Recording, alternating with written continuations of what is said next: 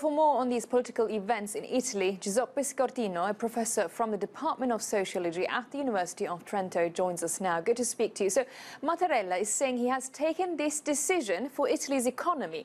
But is the president pushing his authorities too far with this? Not at all. Well, constitutionally speaking, it's the president of the Republic in Italy which nominates the ministers. So it's fully in its authority to refuse to authorize one or more minister.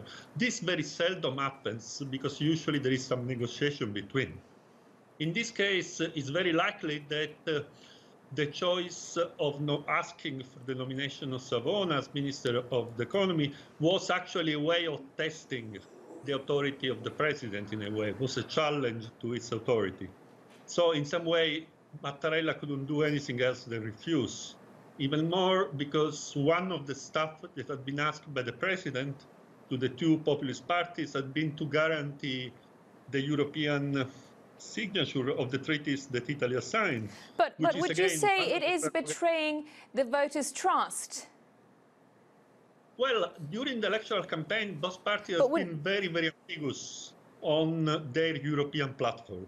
They've basically been very critical of Europe, but they never said they wanted to get out of the euro or to challenge the very same European institution.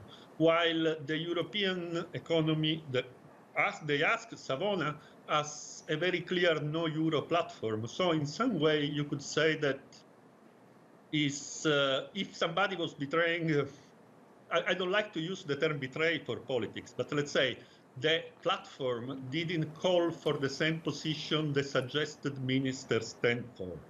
So there was room for maneuver, both from the part of the president and from the part of the two parties. I would say, but the accusation by many... The voters didn't vote to get out of the Sorry euro, to interrupt you there. Yes, so the accusation by many, including the leaders of Five Star Movement and the League, are saying that Germany is meddling in this decision. Do you think that's true? Well, I think the question is more complex. In a way, when you are part of a union, like the European Union, it's clearly that your political choice must be coordinated with the political choice of somebody else. So in some sense, it's inevitable that you have to take into account what in the other government will think of your choice. But also, if you have the public debt that Italy has, it's clearly that you have to take into account not only what people think in Berlin, Brussels, or Paris, but also what people think in the various banks which buy and sell those public debt. So, yeah, of course there is some meddling, but this meddling is part of the fact of being part of a union. Well, that's all the time we have. Thank you very much there for that insight, Giuseppe Sciortino.